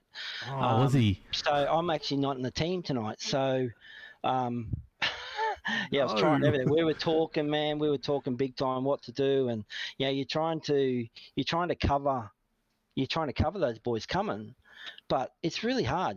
There is 3 lines, and once they get up beside you, it's almost game over. So, it was difficult, but, we hung in there, and, Nigel and I were talking, all the time. And, well, we got there. Well, we got to the last caution anyway. Well, that's it. You're in a great position when it came around to the end, and you really did get those car up there when they needed to come up there. Unfortunately, not the greatest night for Pinnacle. We've said that a few times this season, but you still seem to be on top of the table. Raymond obviously had the problems, and Justin had his problems as well tonight. Yeah. But it was good to see both of you guys then step up and make the effort, or not make the effort, but actually step up and be at the front of there, which is really good to see. We've seen how much pace you guys have had all season, but Witcher and Jaeger usually always get the limelight. But congratulations on getting your own. Yeah, look, big night for us because Nigel and I if you notice, we've swapped over to the Mustang, and the other boys are running. Obviously, where the win came from. Well, you never know. Anyway, so Nigel and I have been talking about it for a while.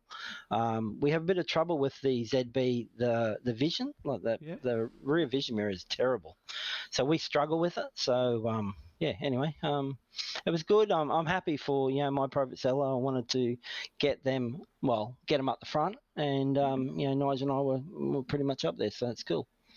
Take me through the last lap. What's the nerves like for starters? And what's it like when you pull down low, you've realised you missed everything, and you've got 4 car lengths on the field? Yeah. Look, you know what? I did not want to nudge Aaron, and as soon as he went over, I know Nigel, and I'm not sure whether it was a racing incident, but they just got so close, and as soon as they made contact, I pretty much thought that was it. I had it because I thought it was going to pretty much kill the rest of the field. So, I was pretty much laughing. Look, that was going to be mine. And I'm so happy because, I haven't had a win for quite a while. And as I said, I put the My Private Seller paint on tonight, and Nigel's running it too. And, I'm really happy that we got it across the line for those guys. They've been big supporters of the league, so I'm stoked. Yeah, definitely. They've been a great job. They've done a great job bringing everything to us all year, which is really good to see. And we said through in the broadcast you couldn't do this without them. So it was great to see the new paint job and then the win on that respect. Now, obviously, you want to thank them, but officially thank them and anyone else you want to thank as well for tonight's win. Oh, look, well, firstly, I need to the boys that run in Pinnacle Esports, so, top guys, Raymond, Justin, Nige, Matt, myself, we get on so well, and I'm pretty happy that we got a pretty tight little team. Witcher Electrics, who sponsor the team, and the Sim Racing Edge, they've been awesome supporters of Pinnacle. And also, the league sponsors, I've got to get it out there. My Private Seller have been amazing. The Locked On Lads, you guys, for the broadcast, mate, you guys are just amazing. United Electrical Solutions, Hot Toddies Heating Installs, once again, Sim Racing Edge and Witcher Electrics. Mate, without all those guys, we can't put it on. So, thanks for them. Yeah, definitely. Look, congratulations again. Happy birthday. What is it, 23rd, Yeah, cheers, 24th birthday this year? Oh yeah, mate, 55. Wow, congratulations, mate. That is a solid Yeah. innings. And to Yeah. win on your birthday is something look, to win would be something I'd dream of, but to win on my birthday, wow, that'd be awesome. But look, congratulations. And Yeah, mate, hopefully thanks. we talk to you before the season's out, mate. Good work tonight. Cheers, Wilco. Thanks, mate. Okay, that brings us to the end of the round, Matty Hunter, end of the race. What did you make of it being your first race with me this season? Yeah, it was. So it's not in a bad way, but it turned out how I expected it would be. Calm at the beginning of the race, and then sort of around the halfway mark, the intensity sort of starts ramping up a bit. We saw a few cautions as the give and take sort of went away. Can And you believe we had green flag stops under this race? yeah, well, yeah. Yeah, it would have been interesting to see how that cycled out because, yeah, it would have been interesting to see how people got on and off pit road together and the mistakes. But yeah, I think it's what I expected, pretty much. Yeah, and not in a bad way. It's a super speedway race. It's exactly what I said. We get a person who doesn't normally win in the thing. We get a person who doesn't normally win in the podium, and we had the big one on the final race. It is definitely what you expected. Look, thank you so much, Matty, for joining me tonight and giving me someone to talk to. It has been great. We will cycle through a few different people for the last two rounds as well, while we say goodbye for now to Locked On Lads TV until it sorts itself out in the future. But thank you heaps for coming on. You've done some effort tonight. You've done it just sitting here with me. Shout out what you've got planned for the week ahead. For the week ahead, we will just have the NASCAR races. Yeah, so I'll be doing the broadcast streaming on Wednesday night and Thursday night on the Performance East streaming YouTube and NASCAR Facebook page. Second to last races of the season for those. Wednesday night Thunder Series at Iowa and Thursday night the Cup Series at Martinsville, which should be interesting with short track racing. Yes, definitely. If you want to check out some other good oval racing in the NASCAR cars, go check out NASCAR on Facebook. Probably not the right time of the season to be joining. In fact, you can't join the next gen series, but you can jump into Thunder or the Truck Series. Where's the Truck Series at this week? Put me on the spot. I don't know. I'm just asking for myself as a personal thing, just in case I've got time tomorrow night and it's an easy track, I might jump on. I can quickly find it. I can find it too if I wanted to.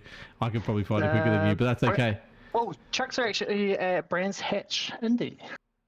Ooh, interesting. Road course. Yeah. I'm definitely not doing that. Excellent. Makes my decision easy. Look, thank you so much for tonight. Thank you to My Private Seller, the Witcher Electrics, United Electrical Solutions, the Edge Sim Shop, Hot Toddies for sponsoring tonight's stream. We will be back next week, like I said, with that track that I was talking about before, Charlotte Motor Speedway, followed by the California Classic to end it all out. But until then, thank you for joining us and have a great night all. See you later.